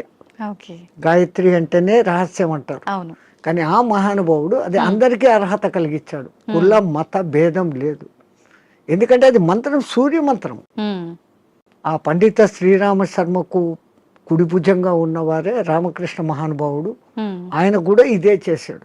ఓకే. ఆ గాయత్రి దీని మూలంగా ఆ మహానుభావుడు అంత శక్తిమంతుడే, పండిత శ్రీరామ శర్మకు తగిన శిష్యుడు అని పేరు తెచ్చుకున్నాడు. ఉమ్, ఆ మహానుభావుడే చేరదీసి బాగా దగ్గరుండి చేసిన వాడే మీకు ఇప్పుడు బాగా ప్రసిద్ధుడైన మారెళ్ళ రవిశాస్త్రి. ఓ, ఆ పరంపర అట్లా వస్తుంది. ఉమ్, అదంతా పండిత శ్రీరామ శర్మ దయ. ఓకే. స్వామి, దైవాన్ని నమ్మటం వల్ల, పుణ్యక్షేత్రాలకు తిరగటం వల్ల మనశ్శాంతి అనేది లభిస్తుందంటారా? 100%. అసలు మీరు పోవడమే ఆ ఇంటెన్షన్. ఉమ్, కాశీకి పోతే నాకేదో పుణ్యం వస్తుంది, ఆడ ఏదో వదిలిపెట్టేస్తానే సెంటెన్స్ కాదు అది. ఉమ్, కాశీలో 12 జ్యోతిర్లింగాలలో విశ్వనాథుడు అక్కడ ఉన్నాడు, విశ్వానికి ఆయన నాథుడు. ఆ, ఆ క్షేత్రానికి పోయి ఆయన నామస్మరణ కొంచెం సేపు నేను చేయటం మూలంగా నాకు ప్రశాంతత దొరుకుతుంది అని ఫస్ట్ మీలో విశ్వాసం కలిగినప్పుడు ఉమ్, అక్కడున్న అన్నపూర్ణ అనుగ్రహము కలుగుతుంది. ఉమ్, ఆ బేడి ఆంజనేయ స్వామి కరుణ, గణేష్ పండ మహారాజ్ది అందరిది దొరుకుతుంది. ఉమ్, అందుకే ప్రతి ఒక్క రుచిముని అక్కడ స్థాపించిన లింగాలు ఉన్నాయి. 3000కు పైన గుళ్ళు ఉన్నాయి కాశీలో. శివునికి ఇష్టమైన ప్రాంతం అది. ఉమ్, భూమి అంతా మునిగిపోయినా కానీ త్రిశూలం పైన నిలబెట్టి ఉంటాడు అని చెప్పబడిన ప్రసిద్ధ క్షేత్రం ఓకే. కాశీ. కాశీ అంటూ కాశీకి పోయకుండా చచ్చిపోయినా ఉమ్, కాశీకి పోయినంత పుణ్యం కలిగే క్షేత్రం అదొకటే. ఉమ్, మిగతా క్షేత్రాలకు పోతానని ముక్కుబడి పెట్టుకొని పోకుండా పోతే ఏదో ప్రమాదము, ఉమ్, వానికి శిక్ష ఉంది. అవును. కాశీ విషయంలో అలా లేదు. ఉమ్, అంతటి గొప్ప అక్కడికి వచ్చింది అంటే ఒకటి ప్రజల విశ్వాసము, అక్కడ తపస్సులు చేసిన వాళ్ళ యొక్క శక్తి హా, ధార పోయడం అనేది ఆ ప్రాంతానికి ఆ ప్రసిద్ధత వస్తుంది. ఓకే.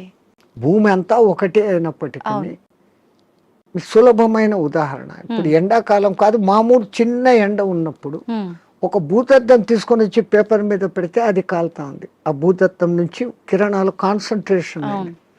అట్లా విశ్వశక్తి కాన్సన్ట్రేషన్ ప్రదేశాలు కొన్ని హ్మ్.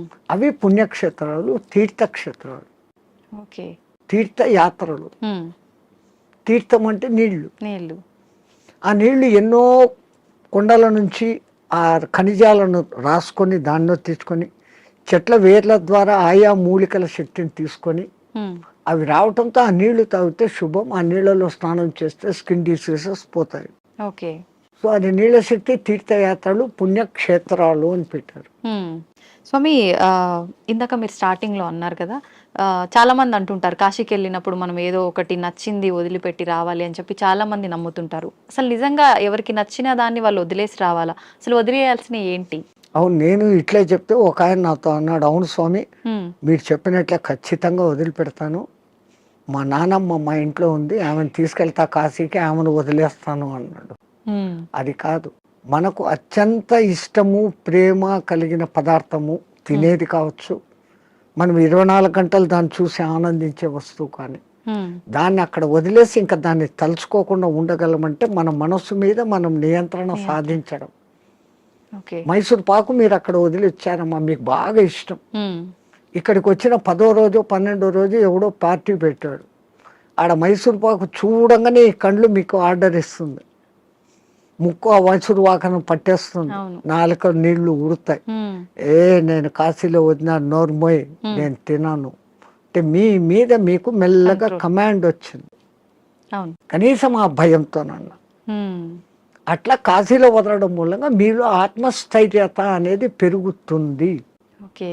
అది బ్యాక్ రీజన్. హ్మ్. కానీ ఏదో ఒక రీజన్ చాలామంది రకరకాలుగా అనుకున్నా గూడా దాన్నైతే నమ్ముతూ వస్తున్నారు ఇప్పటికి. వెనకల కారణం ఇది అని మీకు తెలుసుకోవడం లేదు. అవును. అక్కడ మీకు ఆత్మస్థిరత, ధైర్యము అనేది పెరుగుతుంది, okay. Self confidence. Hmm. I can able to do this without that. అది లేకుండా నేను ఉండలేను అన్న వాళ్ళు, అవును. అది లేకుండా ఎదురుగా కనపడుతూ కూడా అది లేకుండా ఉండగలిగిన స్థితి అంటే మీలో ఎంతటి స్టెబిలిటీ వచ్చినట్లు. అది ఆత్మస్థైర్యం. హ్మ్. మన పూర్వీకులు ఏది చేసినా అంత ఆలోచనతో. హ్మ్. నీలో ఆత్మశక్తి పెరగాలంటే నీకు అత్యంతగా ఇష్టమైంది అక్కడ వదలాలి. ఎందుకంటే ఆ కాలంలో కాశీయాత్ర జీవితంలో ఒక్కసారి. అవును. ఆ 1000 కిలోమీటర్లు నడిచిపోయి మళ్ళీ వెనక్కి వస్తాడు. కాటికి పోయినవాడు కాశీ, అదేమో సామెత ఉంది మీ దాంట్లో, కాశీకి పోయినవాడు కాటికి పోయినవాడు ఒకటి అని. అవును. అవును. మళ్ళీ తిరిగి రారు అని చెప్పి. ఆ కాలం అట్లుండింది, అడవులలో పోవాలి, దారిలో జంతువులు, వాతావరణం మారిపోవచ్చు. అవును. ఇన్నిటినీ తట్టుకొని అక్కడికి పోయి మళ్ళీ రాగలిగినాడంటే వాడు దేవునిగా పూజించేవాడు. హ్మ్. రెండవది, వాడు వచ్చేటప్పటికి అక్కడ కాశీలో నేను పలానా వదిలేసి వచ్చాను మోనుకున్నాను అన్నప్పుడు వాళ్ళలో ఇక్కడ ఆత్మశక్తి పెరిగి వాడు ఇక్కడ ఎవరికి ఏ మంచి మాట చెప్పినా అది జరిగిపోతుంది, వాక్ శుద్ధి వస్తుంది. So when you develop your confidence you can able to do anything. Okay. So to develop your confidence అక్కడ పోయినాక ఒకటి వదిలిన వాళ్ళు బెనిఫిట్ పొందుతారు. స్వామి, చాలా మంది అంటుంటారు, అంటే ఇప్పుడు ఇందాక మీరు చెప్పినట్టుగా వెళ్ళిన వాళ్ళు తిరిగి రారేమో అన్న ఒక ఉద్దేశంతోటో మరేంటో తెలియదు, కానీ చాలా మంది నమ్మకం ఏంటంటే పిల్లలు ఉండి వాళ్ళ పెళ్ళిళ్ళు అన్నీ అయిపోయిన వాళ్ళు మాత్రమే కాశీకి వెళ్ళాలి, దర్శించుకోవాలి, అవన్నీ అవ్వని వాళ్ళు కాశీలోకి పోయి సస్తే మోక్షం అనుకుంటే కాదు. నాకు తెలిసి ఒక మంచి కోటీశ్వర దంపతులు 3వ తరాన్ని కూడా చూసేశారు. ఓకే. ఆ 3వ తరం కూడా 18 yearsకి వచ్చింది మనబళ్ళు. ఇంకా ఇంత అనుభవించిన కాశీలో పోయి చచ్చిపోతాం, వయసు కూడా అయిపోయింది, 80 ఏళ్ళు వచ్చినాయి. ఇద్దరు లవ్ మ్యారేజ్, ఇద్దరికి 80 ఏళ్ళు భార్యాభర్తకి. బట్ డబ్బు ఉంది, అక్కడ మంచి బిల్డింగ్ కొనుక్కున్నారు, 4 సర్వెంట్లను ఎత్తుకొని పోయినారు, వంట వండేకి, పనులు చూసుకునేకి. రోజు పోయి స్వామి దర్శన్ వస్తూ ఉన్నారు. ఎప్పుడో ఒకసారి బంధువులు ఫోన్, బిడ్డలు వాళ్ళది, అంత ఆధ్యాత్మిక. మర్జాయంగే అంటున్నారు. 7 ఏళ్ళైంది, 8 ఏళ్ళైంది, 10 ఏళ్ళైంది. ఇక్కడ ఈ 18 ఏళ్ళ బిడ్డలు 28 ఏళ్ళ వయసుకు వచ్చినారు మనమళ్ళు. వాళ్ళకి మ్యారేజ్ ముగ్గురికి ఒకేసారి కుదిరింది, వేరే వేరే కమ్యూనిటీ హాల్. తాత పెళ్ళి మాది అంటే, అరే ఇక్కడ కాశీలో ఉండి 15 ఏళ్ళు అయిపోయింది, 95కి వచ్చినాం, అక్కడ గంగ నీళ్లు తాగి రోజు శివప్రసాదాలు తిని ఇంకా పుష్టి తయారైనారు.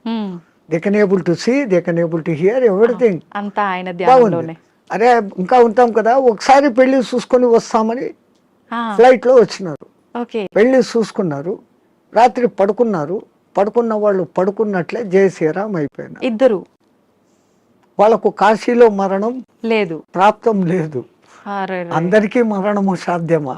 అలా అని మరి కాశీలో ప్రాప్తం లేదని అక్కడే ఉంటే ఎప్పటికీ మరణం ఉండదనేది కూడా. ఆ మాటకు వస్తే తల్లి, ఇప్పుడు గంగలో మునిగితే నాకు పుణ్యం వచ్చేస్తుంది అనుకుంటే, గంగలోనే ఉండే చేపలు, కప్పలు, ముసళ్ళు అవి అక్కడే పుట్టాయి, అక్కడే పెరిగాయి. ఒక్కసారి గంగా స్నానం చేస్తే, సరే మీరు కాశీలో పొద్దున్న నుంచి సాయంత్రం వరకు 10 సార్లు గంగా స్నానం చేశాను అంటారు, కానీ మీరు చేసింది ఒకటే స్నానం. మీరు స్నానం చేయగానే ఆ నీళ్లు ఫ్లో పోయినాయి కదా. అవును. ఆ తల్లి నిరంతర ప్రవాహం, ఎప్పుడూ కొత్త నీళ్ళు అక్కడ ఉంది. స్నానం చేస్తే నాకు పవిత్రత వచ్చేసింది గంగలో చేస్తేనే కాదు. గంగలో స్నానం చేసే ముందు నా ఇంతకు ముందు నా గత జన్మ బుద్ధులు, గత జన్మ కాదు, నా గత జీవితం బుద్ధులు, లక్షణాలు మార్చుకుంటాను. నేను ఇంక మీద అట్లా ఉండను. అక్కడ మిమ్మల్ని మీరు జస్టిఫై చేసుకొని, తల్లి నాకు ఆ బుద్ధి ప్రసాదించు అని మునిగి లేచి, ఆ మాట ప్రకారం మీరు ఇక్కడ ఉన్నారంటే మీకు మోక్షము ముక్తి. అంతే తప్ప ఆడపోయి 100 మునకలు వేసి ఈడొచ్చి అత్తమామల్ని తిట్టో, అమ్మా నాన్నలను తిట్టో, భర్తని హింసించో, భార్యను హింసించో, సంవాట్ మగ ఆడ ఎవడైనా చేసేది. ఈ తప్పులన్నీ ఇక్కడ చేస్తూ, నేను పోయి గంగలో 6 సార్లు మునిగొచ్చాను, నేను సస్తే మోక్షానికి, నువ్వు నువ్వు అక్కడ మార్పు చెందేదానికి మునగాలి. అందుకే పాతకాలంలో అక్కడ మునిగేటప్పుడు పంతుళ్ళు మీ చేత 10 మంత్రాలు చెప్పిస్తారు. దశ హరాయే గంగాయే స్వాహ. మనం శారీరకంగా, మానసికంగా, వాక్కు రూపంలో 10 రకాల తప్పులు చేస్తాం. ఈ 10 తప్పులను క్షమించు, ఈ తప్పులు నేను మళ్ళీ చెయ్యను, అది ఉండాలి. కరెక్టే స్వామిజీ. ఆ దేవుడా నేను చేశాను, నన్ను క్షమించు, మళ్ళా పోయి అదే చేస్తాను, నో యూస్ కదా. Do not repeat. మళ్ళీ చెయ్యను కూడకుండా ఉండగలిగితే అప్పుడు ఆ కాశీలో స్నానం చేసిన పుణ్యం. కాశీనే కాదు, ఏ నీళ్ళలో, నర్మదా, కావేరి, గోదావరి, కృష్ణ, కిట్నే. అవును స్వామి, కాశీలో మరణించిన వారికి చెవు ఇలా పైకి వచ్చినట్టుగా ఉంటుందని అంటుంటారు కదా, సైంటిఫికల్ గా కూడా ప్రూఫ్ అయ్యింది. ఎందుకని అట్లా? అక్కడ ఉన్న ఆ వాతావరణము, ఎంత శవాలను అక్కడ కాలుస్తూ ఉన్నా, ఈ మధ్య కొంచెం అక్కడ మాంసాహార దుకాణాలు పెట్టినా, ఆ ప్రత్యేకమైన కాశీ ఏరియాలో ఒక వాయు వైబ్రేషన్స్ వేరే, ఆ నిరంతర భగవన్నామ ఉచ్చారణ వైబ్రేషన్స్ ఆ గాలిలో కలిసి, అక్కడ చనిపోయిన మనిషికి ఈ కుడి చెవు కింది భాగం దగ్గర ఒక నరువు ఉంటుంది. ఆ నరువు ఉబ్బుతుంది, బాడీ అంతా ఉబ్బుతుంది. ఫస్ట్ ఆ నరువు అక్కడ ఉబ్బుతుంది, ప్రత్యేకంగా అక్కడ. మిగతా ప్రాంతాలలో అది జరగదు. పాపం సైంటిస్టులు ఎంతో ప్రయత్నం చేస్తూ ఉన్నారు, ఎందుకు అట్లా జరుగుతుంది అది ఇంకా రుజువు కాలే. బట్ 99% గుర్తించారు. ఏ ఊరు చచ్చినా కొంచెం రెడ్డిష్ కలర్ వస్తుంది, కారణం అక్కడ నరము జర ఊబుతుంది. అయితే చాలా మంది దానికి రీజన్ ఇది అయ్యి ఉంటుంది, శివుడు అక్కడ చనిపోయిన వాళ్ళకి చెవులో ఏదో చెప్తాడు అది చూసి మన పూర్వీకులు అక్కడ వచ్చి రామతారకం చెవులో చెప్తాడు, ఆయన గట్టిగా చెవులు ఆగబట్టి అది అక్కడ ఎర్రగైంది అంటాడు. ఆయనకు అదే పని, ఆ సచ్చినోడికి అందరి దగ్గర పోయి చెవులు పీకి చెప్తానే కూర్చుంటాడా? అంతే కదా, మనకు ఆ విశ్వాస్. అంతే. కాశీలో నేను చనిపోతే శివుడు నన్ను స్పృశిస్తున్నాడు, నేను ఈ బాడీ వదిలిపెట్టినాక నన్ను ఎవడు స్పృశిస్తా నాకేం తెలుస్తుంది. దీని పేరు అప్పుడు సదానంద అన్నారు, శవం అంటారు, పేరు పోయింది. పుట్టినప్పుడు తల్లిదండ్రులు పెట్టిన పేరు ఈ బాడీతో పాటు బాడీ లోపల ఉండేది బయటికి పోయినాక దీన్ని బాడీ అంటారే గాని పేరుతో పిలవరు. ఆ గంటకో 2 గంటలకో శివుడు వచ్చి చెవులో చెప్తాడు అంటే అది నమ్మకూడదు అంటే నమ్మకూడదు. నేను విమర్శగా చెప్తే ఇది. కానీ మనమంతా ఆధ్యాత్మిక లోకంలో ఉన్నాం, ఆ విశ్వాసం తరతరాలుగా జరుగుతుందంటే ఎవడికో అది చెవుతో చెప్పాడు, ఇంకోటి చూశాడు. ఏ మాట బయటికి ఊరికే రాదు కదా.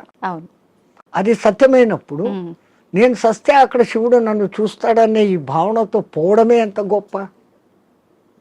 ఆయన వచ్చి పీక్తాడో లేదో తెలియదు, కానీ పీక్తాడు అనేది మన సంపూర్ణ విశ్వాసం. అట్లాగనే కొన్ని క్షేత్రాలలో మరణం ముఖ్యం. ఈ భూమి అంతా అదే క్షేత్రమే కదా, ఇంట్లో సస్తే కూడా ఉమ్, అదే చావే. కానీ వీడి ఇంట్లో ఎంతసేపు సచ్చే ముందర కూడా నేను నా వాళ్ళు అది పోయింది ఇది పోయింది నేను ఇంకా అది చేయలేదు అంటా సస్తాడే తప్ప ఉమ్, నేను కాశీలో ఉన్నాను భగవత్ సంకల్పం భగవద్ దర్శనం అవుతుందన్న భావంలో ఉండడు. అందుకే కనీసం సత్యం ముందరన్నా నామస్మరణ చేయండి. ఉమ్.